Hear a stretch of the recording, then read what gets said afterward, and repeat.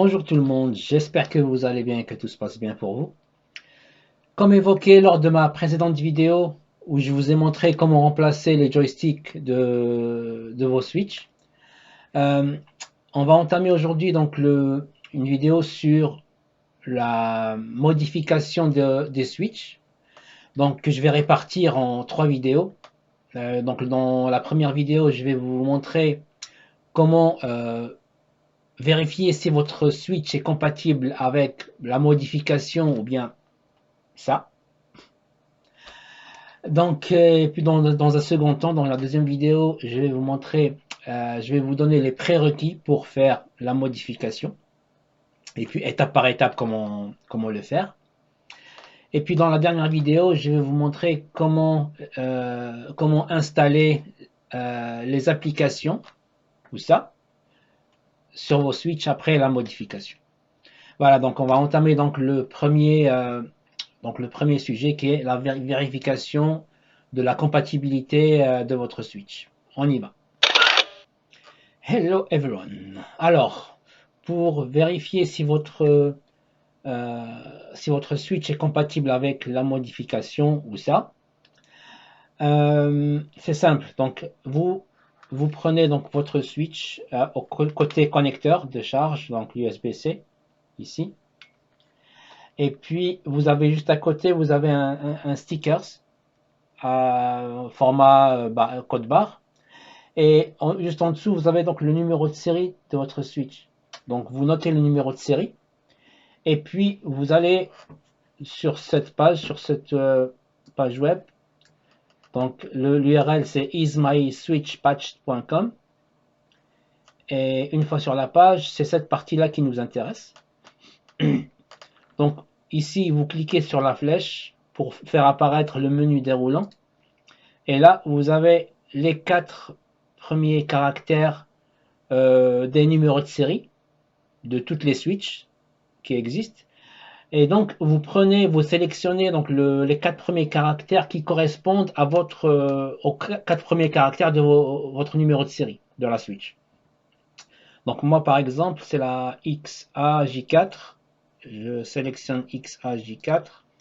Et là, je continue, je tape. Vous pouvez taper jusqu'à 6 caractères, mais après, dès le troisième caractère, il va vous donner la réponse, donc si elle est compatible ou pas.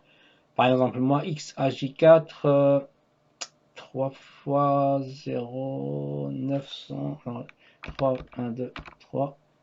Ah, là, il m'a déjà donné la réponse. Moi, je peux continuer, vous pouvez taper jusqu'à 6 caractères, mais là, dès que vous tapez le troisième caractère, il va vous donner directement la réponse. Et là, il me dit, Your console is not patched. Hooray! Possible firmware version out of the box. Donc, ça veut dire que ma console n'est pas patchée, elle est compatible avec ça. Et donc, voilà, donc c'est bon, voilà, cette console est donc compatible.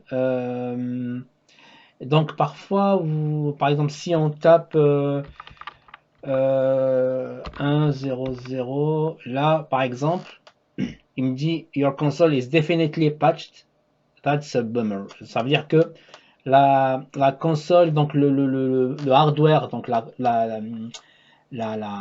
carte mère, elle a été modifiée par le constructeur qui est Nintendo, qui ont donc clôturé, qui ont résolu la faille. Parce qu'en fait, je vais vous expliquer ce que c'est que patched, not patched. En fait, quand il y a le constructeur qui donc, développe la console, donc il y a l'autre équipe qui est donc l'équipe underground des consoles de jeu qui travaille pour trouver des failles sur les consoles. Et dès qu'ils trouvent une faille, ben, ils la mettent au public voilà, afin que le public profite de cette faille pour pouvoir voilà, installer ce qu'ils veulent sur la console.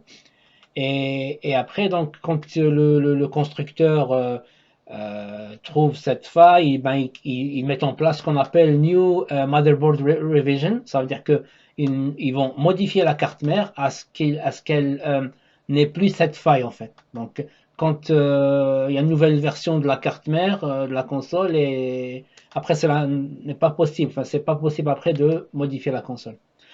Euh, Voilà, donc après vous pouvez aussi vous inspirer de cette photo-là. Donc vous pouvez mettre pause et voir cela. Donc là c'est plus détaillé. Par exemple ici, on a enfin les 4 premiers caractères de toutes les consoles.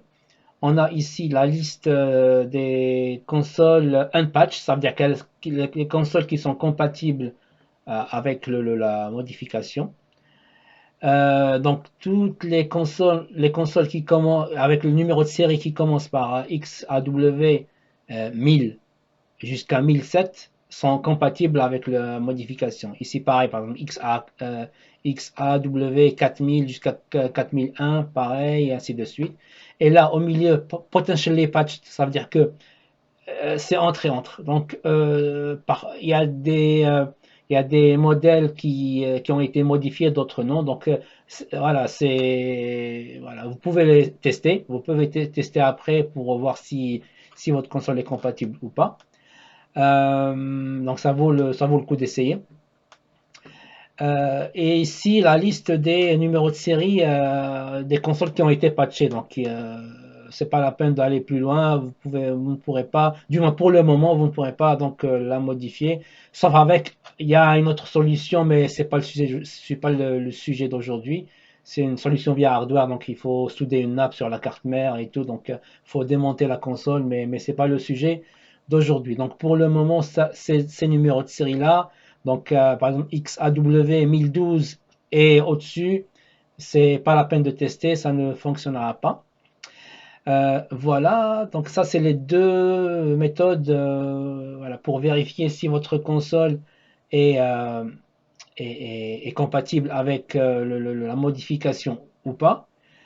Et par rapport au numéro de série, si par exemple vous avez le sticker qui est effacé ou abîmé, il y a toujours un moyen de voir le numéro de série, c'est d'aller dans paramètres, après console, et puis ici numéro de série. Donc vous devez aller dans paramètres de la console, après vous allez dans console, et puis vous aurez donc un numéro de série, ou donnera donc le numéro de série. Voilà, donc c'était tout pour aujourd'hui concernant le sujet. Donc, vous trouverez dans la description en bas donc le lien pour voir justement la deuxième vidéo qui est les prérequis et comment modifier sa console. Sur ce, je vous dis à très vite pour la nouvelle vidéo. Take care of yourself and peace on you. Salam.